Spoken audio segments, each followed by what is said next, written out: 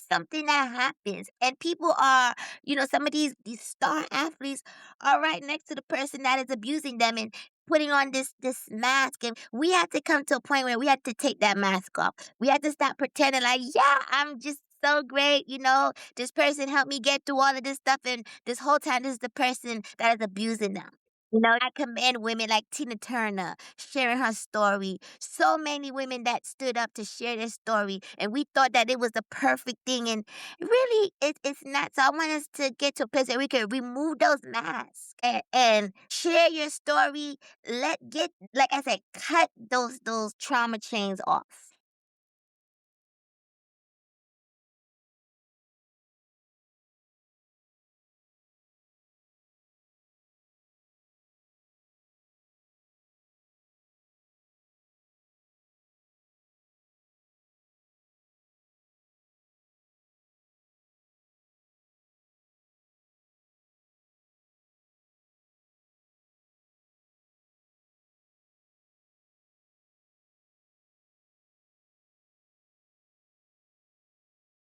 Welcome, Melissa. How are you? You know, I like to do intros and to say everything about a person and everything, but why don't you start right out with that exuberant energy of yours and introduce yourself if you don't mind? Well, hello world. I'm Melissa Saintville, and I am your former world champion. But I am more than a fighter. I am somebody who raises awareness for autism, people who grew up in broken homes, and people who are dealing with PTSD, childhood trauma, all of these things. I am here for you and using my platform to shine light on all of these things. Oh, that's so fantastic. Okay, tell us what you mean by shining light on all these things. So, for instance, like my last fight for the TBL, I had on my autism socks and autism sneakers, sponsored by Angels for Autism. And I just want people to know that autism, all people who are on the spectrum are wonderful people. I want the parents to know that they're not alone, because I know it can feel like, they're alone, because when they go to public, people stare, they whisper because they don't understand what the spectrum is. So I want to shine light on that, because I understand, because I had a little girl who was on the spectrum and I was taking care of her for 6 years. So I know what the parents feel and what it is like to have somebody in your life that you're taking care of that lives on the spectrum. So it's very important to me, close to my heart, to bring awareness to that. Ah, especially Spectrum, you say. So you were wearing the socks and the shoes. Do they feature that during the fight? I don't know. They show it. I can see it, but they don't actually feature, do Yeah, they? yes, like, you can see it, and also I have a video on my social media where, I'm showing the socks and the shoes. And also that week I also wanted to show people the world. This guy named Mr. Wets, he was on the spectrum, he had passed away. So, I had a t-shirt with his picture on it, because he was just such a bright light. His energy, his spirit. So yeah, I do what I can, girl. You do, and you say that, and I know some of the stuff that you did for do and did for autism, so thank you for that. But you said some other things in there that tie us right in there: childhood trauma, PTSD, the interrelations of the two. Want to talk about a little of that? Maybe what made your interest in that so strong? Yeah, this is how I came into boxing, because growing up, in a broken home, an abusive home, not all the times were dark, but there was some good times, but more dark times. So, growing up, in a Caribbean household, they don't believe in therapy. So whatever happens, you're not supposed to speak about what happens in the house or what's going on. Just go on like life is regular. So that's how I grew up. And holding all that in wasn't healthy. So when I found boxing, boxing was my therapy. Boxing was my safe place, because I wasn't supposed to speak about what happened or what was done to me. It was just, I had to keep everything to myself. So boxing gave me this place where I can just let that out. So boxing was like my blanket. And when I go in the ring, I say that I represent people who are suffering in silence, still dealing with childhood trauma. I tell them, don't be a prisoner of your past.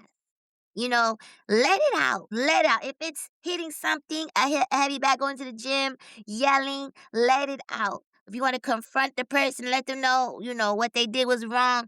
That's cool too. Or just, forgive yourself for you. Heal yourself for you.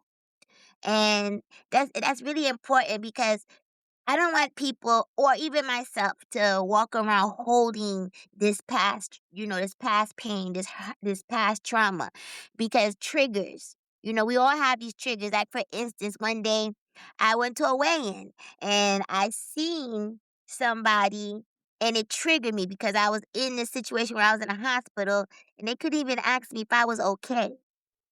They looked at me and just went on like it was nothing, and that was a trigger when I saw them. I forgot what I was at the weigh-in for, forgot I just was triggered. I just kinda just in my head, it took me back to what happened, and a lot of us, we don't wanna be pulled back to certain situations that hurt us, that broke us. So it's very important that you heal yourself for you. Don't hold that in. Let that hurt baggage go. Beautifully put, and you said, actually, as you unpacking some of what you said, that you needed to keep things quiet, and you had boxing as an outlet, and you're telling people to let it out, and I think that younger people at the childhood trauma don't know that they have the permission to do that. So making that platform and saying that, that's very important. And then you also mentioned forgiving yourself, which probably is a lifelong process. You want to talk, I know that's deeply personal, but however you're comfortable sharing about that is, would you mind? Yeah, so when I was younger, of course, my voice, I was just told like, don't speak, or it was a see my parents fight, me, getting abused. I thought that maybe they don't like me, maybe it's how I look, maybe it's how I sound, because I wasn't understanding a lot of things. I was young, and even now, as an adult, my mom right now she doesn't speak to me, and a part of me wants to move on. Another part of me still, that still healing wants to know, like, what did I do for you to, hate me? It can't be because of boxing. Like, I know you don't like the boxing, but what is it? So, part of me is wondering, but other part of me is like, let's just heal, just try to let it go and continue to help others. So through my healing journey, I want to bring people along. Like, come on, we're not alone. Together we're strong. I'll show you how I turn my life around. Because one thing, like I said, I'm not gonna keep those trauma shackles on me. I'm gonna cut them off. I'm not gonna let that weigh me down. I'm gonna Trauma keep moving forward. Trauma shackles, I like that, don't keep those on. You're making me think of images of you. I mean, if you go on Melissa's page, it's incredible. The shape she's in, the fighting, it's she's a little dynamo powerhouse, so it's, phenomenal to see, and having that outlet, what a blessing for you, and then to use it to be a voice for so many, and you, again, said a lot of things right there that people I can identify with. Yes, especially in sports, especially being a female boxer. I was just speaking about this yesterday with your partner, about the Aaron's Law. This should also be involved. You should also be, part of sports because so many women fighters go through this. The sexual abuse, the abuse. That's why I commend like women like Chrissy Martin for sharing her story, Layla Ali for sharing their story. Because this is something that happens, and people are, some of these athletes, these star athletes, are right next to the person that is abusing them and putting on this mask. And we had to come to a point where we had to take that mask off. We had to stop pretending like, yeah, I'm just so great. This person helped me get through all of this stuff, and this whole time, this is the person that is abusing them. Right. That's why I commend women like Tina Turner sharing her story. So many women that, stood up to share their story, and we thought that it was the perfect thing. And really, it's not. So I want us to get to a place where we can remove those masks and share your story. Like I said, cut those trauma chains off. You mentioned a lot of names there. Tina Turner was, a long time ago when it was unheard of to hear anything like that for the most part publicly. And then Christy Martin's story, incredible. Wow, talk about a survivor. So also a boxer. Her story's on HBO now for anyone that wants to watch that. But that was something too. But talk about being a survivor and yourself, but then using your platforms to share that to empower others. That and there lies the key and some strength, I would imagine. Do you get strength from sharing everything? Yes, because when you've been holding on to this pain for so long, it's like coming up from out of water and getting that first breath of air. Because when you hold this trauma in this pain, it's like you're drowning in it. You're drowning. It's like a water balloon full of water. It's gonna bust. You don't want that to happen. You don't want to bust out of sadness. So let it out. Let the trauma flood out, and you will feel so much lighter. And that's where I'm at, because I understand the sadness. I understand after the end of the day, you go home and your mind starts racing. I understand when you see certain things on TV or a certain situation that happened outside, and it takes you back to this certain place, and now it's haunting you. Your brain is starting to play games with you. I understand that. So it is important for me to voice you know, my situation to help, inspire and help other people come out of this gray cloud. Well, again, well put. Thank you. So now tell us a little more about boxing. Give us a little details about how a little dynamo like you becomes such a powerful boxer, Well champ. well, actually, boxing wasn't on the list.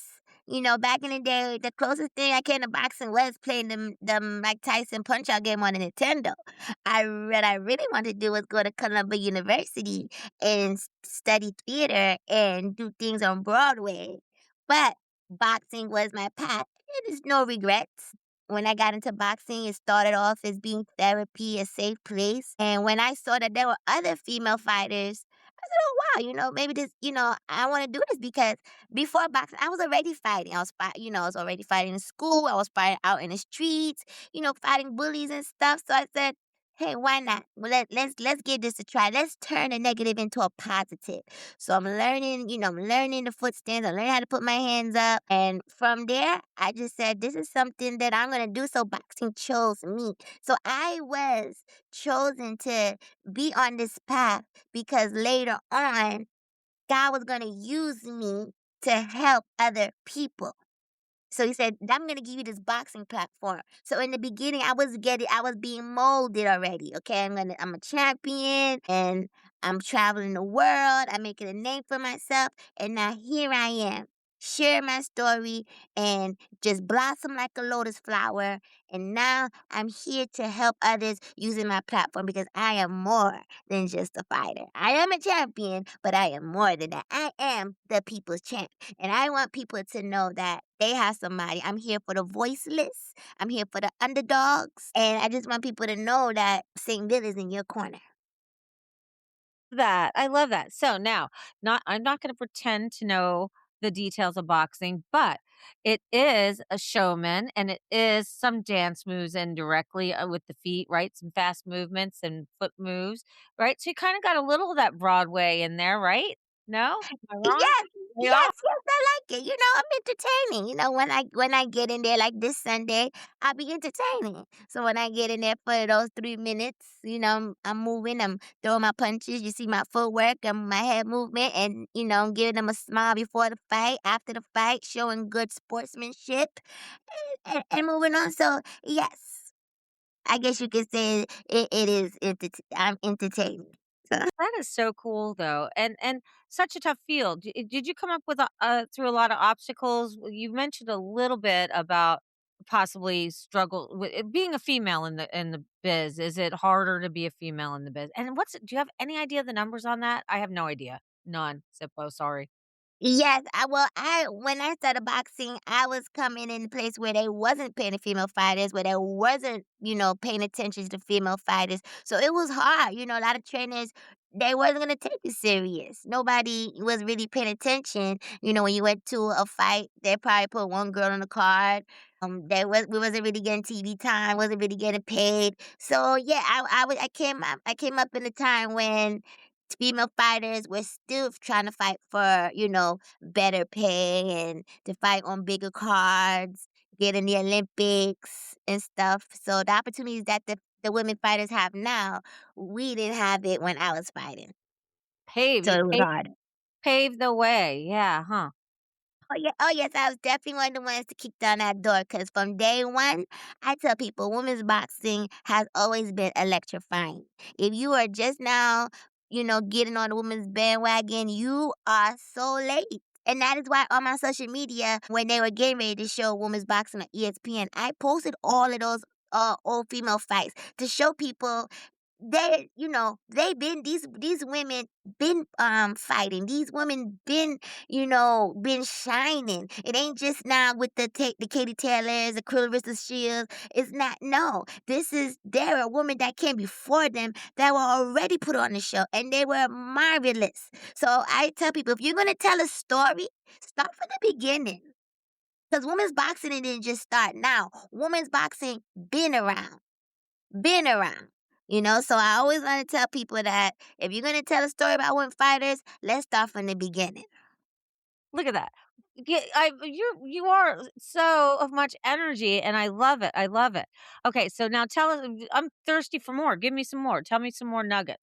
So you have done all that in between fighting. What do you like to do? I know you train every day. And so in between fighting, I'm such a foodie. I like to go out and eat. And I like to watch there's a show called Treehouse Masters. And I like to look at to see how those tree houses are made because I'm interested in having a tree house made because that's where I want to live. I want to live in a tree house and I want to get a school bus for my vehicle. So Like I love those converted school buses. They're so cool. The treehouse. yeah. Now by treehouse, you mean not a child's fort. You mean the big old houses they've been making in the trees. No, a real big tree house, a nice and one that I could sit in. It'll have a heavy bag hanging from a bench. When you go up there, I'm talking about the nice fancy ones that they make on Treehouse Masters. And I'm from the '90s, so Peter Pan. It was one of my favorite Disney movies, and I always said I want to live in Never Land and live in a tree house, or and so that's where that comes. So that's where that comes from. So how I think I live like in a magical place where I try to make it reality. Like I said, watching Peter Pan. I'm also watch PBS Kids, Mr. Rogers, when he would with the little Charlie train would go into the land of make believe. He had his friend. Remember the lady with the big red nose? I think she used to live in a tree. So those places right there were also watching those TV shows was also a safe place for me growing up in an abusive household. So reading Rainbow, those were all of my safe places. So now as an adult, I still a part of the little girl in me is still over there. So I still want to live in the treehouse. I still want. There was a show called Lamb Chops playing along. I want to have a real pet sheep, lamb chops. I want a pet sheep. I want this. Yeah, I want to have a trampoline. I want to have a garden. I even want to right now go to schools and read stories to kids, just like in Reading Rainbow. I love story time. Even me in school, story time, sit down on that colorful rug or have bean bags and, have a story read to you. Now, that's something I would like to do. Go to the children's hospital and read these kids a story and just let them know, like, there is still kind people in this world, even with so much going on. I want people to know that there are still people that care. There are still people that are still willing to make things happen for them in this dark world. Oh, I love that too. Okay, more, Yeah. more, get more. Sunshine, go. Yeah. So that's where I'm at. So as long as God keeps breath in my body, I'm going to do everything I can to, try to, change communities, people, because there's so many people that are holding this sadness and anger inside. I was thinking of getting an art and just driving it to people's town, like, this is, hey, what's going on? Here, let me get the pads out. Here, get them some gloves. Hit the pads. Because after you do that, you feel great. I used to be a trainer at Overthrow Boxing Gym.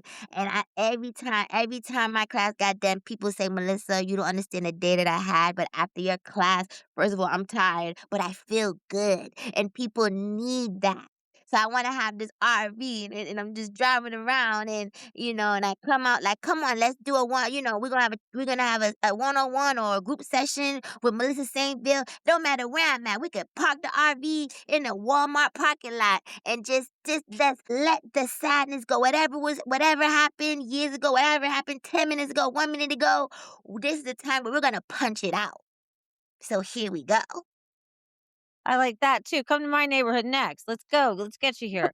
Now, if people want to find out more about you and what you're up to, what is the best way to do that? Post every day, okay, girl? I'm on Instagram, killer, KILLER underscore Mel, MEL. My Facebook is Melissa Saintville. My TikTok is Melissa Saintville. My Facebook, and my Twitter, Melissa Saintville. And to make it easier, if you just Google my name, all my social media will pop up. Melissa Saintville. I have a YouTube channel. Everything will pop up because I'm always posting and raising awareness and sharing inspiring words. Uh-huh. So, tell us this. Erasing the first step in erasing the silence is Starting with yourself, start forgiving yourself. Everything starts with you. So, forgiving yourself, keep telling yourself you love yourself, speak kind to yourself, and stop beating yourself up. Forgive yourself is the first step. excellent, excellent. So, I'm gonna wrap it up for today and look forward to more conversations with you.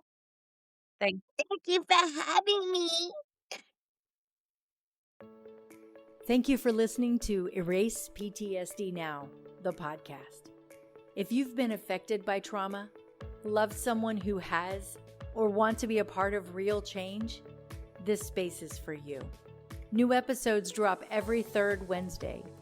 Follow Erase PTSD Now so you never miss an episode, and join us in the fight to erase PTSD.